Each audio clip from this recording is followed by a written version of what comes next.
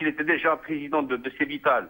Maintenant, s'agissant de cette transaction entre le Khabar et la société Nesprod, cette filiale de Cévital, moi, je ne la vois pas comme affaire. Parce que, à mon sens, c'est une transaction claire, légale et logique, je dirais même transparente, qui allait tout simplement se passer normalement entre le Khabar et Nesprod, donc sans aucune difficulté.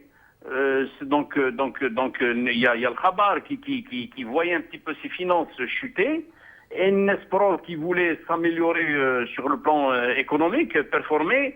Il y a une affaire entre eux. Ils se sont approchés pour la négocier, comme le font d'autres sociétés à travers le monde, et ça a marché. Un point, c'est tout. Moi, oui, mais comme étant je dirais, c'est une opération économique normale où Nesprod et le Khabar s'entendent à négocier un marché qui leur est profitable tous les deux. Ceci dit, Jamal. Oui. Allô? Oui, on vous écoute. Maintenant, dans cette histoire créée de toutes pièces par les autorités, via ce ministère de la Communication, il y a des questions que l'on doit se poser. La question de savoir pourquoi toute cette guerre engagée contre Brad, voulant tout simplement, qui voulait tout simplement, je dirais, s'investir dans son pays et performer comme tout le monde. Pourquoi ce deux poids deux mesures?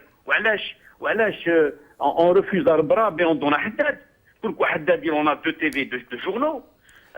Pourquoi pour Arbrab... Et je pourrais vous répondre, Hassan Moussi, je pourrais vous répondre que c'est de bonne guerre, que le régime, il a un client, un baron, un oligarque qui est de son camp, qui s'appelle M. Ali Haddad, donc peut-être même qu'il prévoyait de lui vendre le groupe Al-Khabar à lui plutôt, qu'ils ont appauvri, mis sur la paille Al-Khabar pour qu'il soit racheté par Haddad, par exemple, ou quelqu'un d'autre de la fratrie, et qu'ils ont peur que quelqu'un qui ne leur soit pas acquis, en l'occurrence Rabarab, vienne acquérir une telle machine de guerre qui pourrait devenir menaçante pour eux demain. Tout le monde sait que ce n'est pas une affaire économique. Mais sinon, ce que je voulais vous dire, Hassan Moussi, excusez-moi.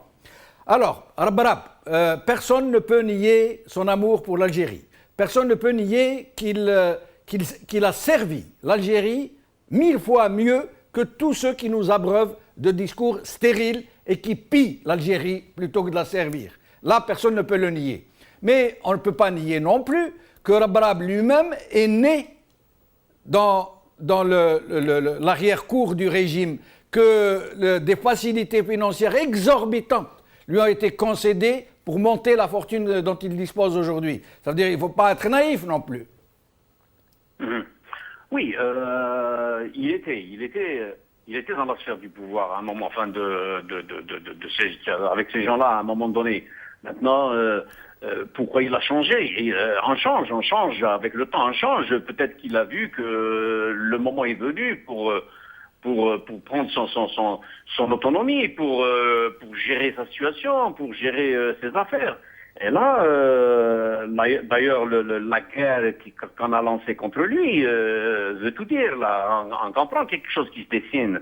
On voit qu'on a peur de ce Rabarab-là, parce que chez nous, tous ceux qui sont bons, tous ceux qui viennent contribuer au développement du pays, tous ceux qui sont corrects, qui avancent, on a peur d'eux. Parce que Rabarab, aujourd'hui, il ne veut pas se mettre au pas du pouvoir, du gouvernement. Il se prend en charge, il est en train d'avancer. Sinon, comment expliquer aussi pourquoi on lui met, pourquoi on commence à lui mettre les bâtons dans les roues, pourquoi il y a une année déjà on a commencé à lui créer des problèmes avec cette affaire d'importation d'équipements vétustes, de bandes françaises pour alimenter son usine de ce type. Pourquoi aujourd'hui Bouchoir revient à la charge pour lui refuser l'accès au forum du 22 mai britannico-algérien. Et pourtant, c'est lui-même qui a financé les 8000 livres, pour sponsoriser un petit peu une grande partie de cet événement-là. Moi, je pense qu'il y a des calculs qui se font. Chez nous, le pouvoir aujourd'hui voyait peut-être Rabarab en tant que quelqu'un qui s'apprêtait, qui voulait peut-être les concurrencer quelque part pour les prochaines élections.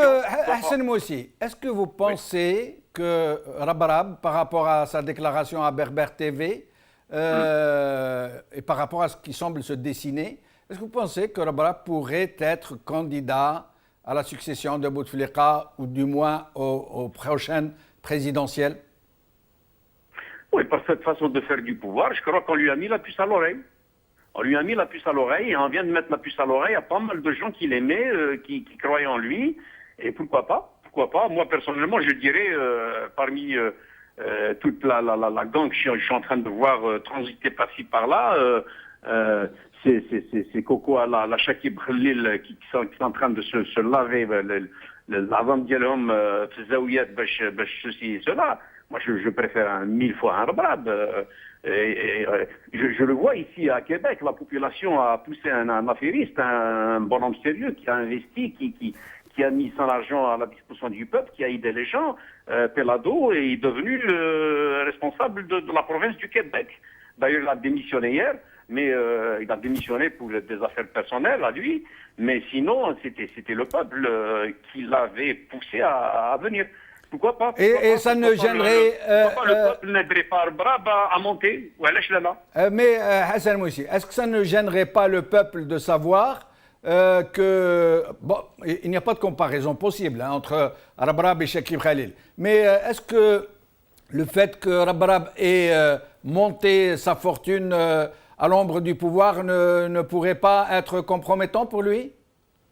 Le peuple a pardonné à beaucoup de tricheurs, de bandits. Rabrab n'a jamais suivi cette piste de tricherie, cette voie de banditisme. Rabrab a été propre. Bon, peut-être à un moment donné, il s'est approché un peu du cercle du régime, du cercle du pouvoir, mais on n'a aucune information. Disons que Rabrab est sale quelque part ou il est compromis dans telle ou telle affaire. Il a toujours été propre. On a beau faire partie d'un régime dictatorial, d'un régime pourri et tout ça, mais à un moment donné, on se retire parce qu'on a vu que ça ne marchait pas.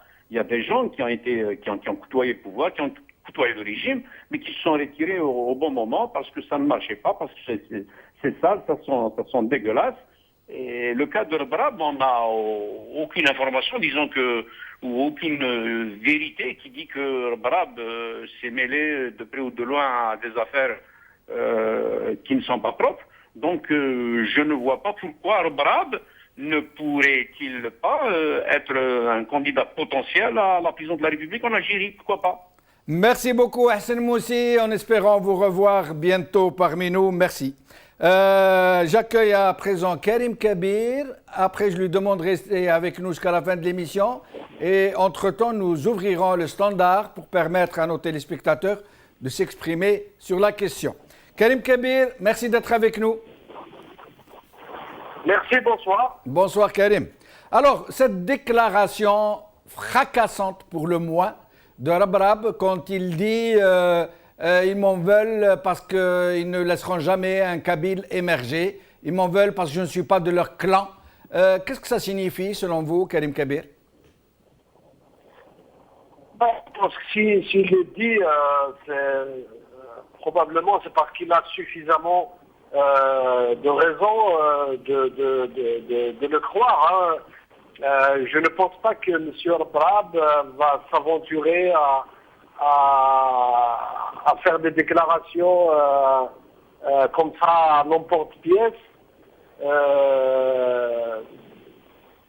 sans avoir suffisamment vérifié déjà par le passé. Et je crois savoir qu'il lui-même a évoqué tous les projets qu'on lui a bloqués. Donc forcément, il a suffisamment d'arguments pour penser qu'il y a toutes ces raisons pour lesquelles on... Mais Karim, quand il dit ils ne laisseront jamais un Kabyle émerger, est-ce que vous ne trouvez pas que c'est un peu gros, à moins qu'il ne veuille dire autre chose? Puisque Ouyahia est Kabyle, Sellal est Kabyle, Toufik, l'ex-patron du DRS, pendant plus d'une vingtaine d'années étaient kabyles, des milliers de cadres supérieurs sont kabyles, des dizaines de généraux majors de corps d'armée sont kabyles, des dizaines de walis, de ministres. Donc les kabyles ont émergé. Pourquoi dit-il ça à moi qui ne parle de la seule charge, du seul poste qui n'a encore pas été pris par un kabyle, ça veut dire celui de chef de l'État? Non, je ne pense pas que ce soit ça. Je pense que plutôt que M. Orbrad, quand il parle un kabyle, c'est-à-dire ils ne veulent pas de l'émergence d'un kabyle, dans le sens qu'il ne s'inscrit pas dans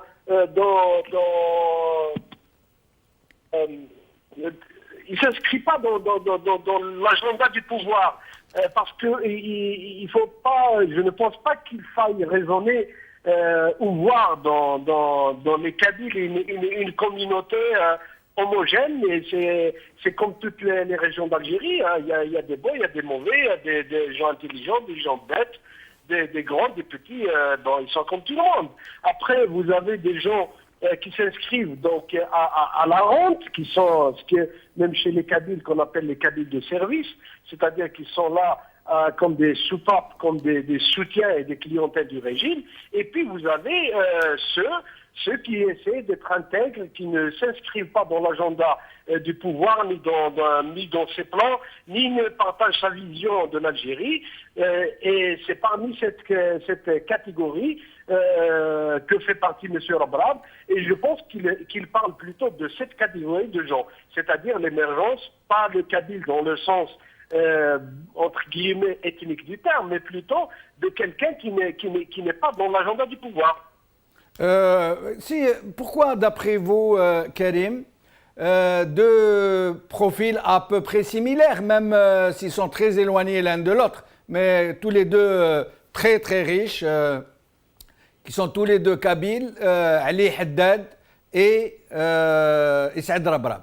Pourquoi, selon vous, l'un, Rabrab et Saad Rabrab, semble avoir acquis beaucoup de sympathie, pas seulement en Kabylie, un peu partout en Algérie, alors qu'un Ali Haddad semble être cordialement détesté. Est-ce justement pour cet ancrage au régime dont vous parlez?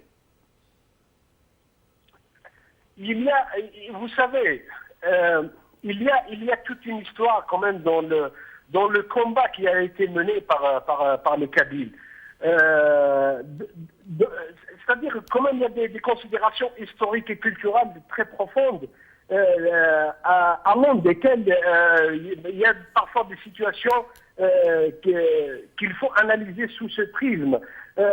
Donc il y a des figures en Kabylie qui portent des valeurs qui sont estimées, qui sont appréciées, parce qu'elles se confondent ou un peu elles répondent, même de façon partielle, mais elles répondent à l'idéal que défendent les Kabyles, c'est-à-dire au combat qu'ils ont mené.